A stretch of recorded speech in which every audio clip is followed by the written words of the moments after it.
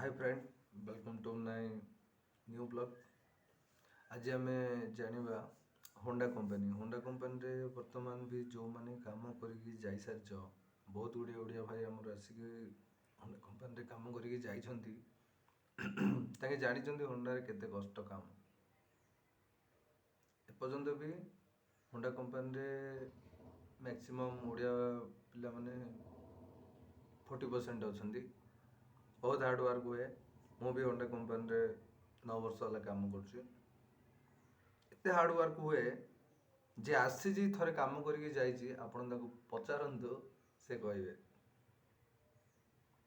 बुझिपार पचारंतु कौन से करचंती कौन नहीं खाइबा केते समय कंप्लीट करचंती खाइबा केते समय कंप्लीट करना आपण ताको पचारंतु से कहबे।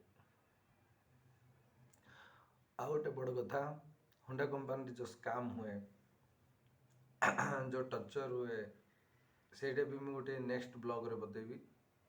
ये मोर फास्ट ब्लग ये ओनली जॉब होंडा कंपनी विषय में कहबी 10टा पार्ट एमती तापर मोर नेक्स्ट स्टेप हम ठीक अच्छे बुझीपार। तो फास्ट ब्लग को नॉमिनेशन एडिटिंग कला तापर न्यू ब्लग पाई आम रेडी हवा। तो होंडा कंपनी कथा पर सब कहवा कौन प्रॉब्लम कौन नहीं A to Z कहवा। ओके तब जाए बाय।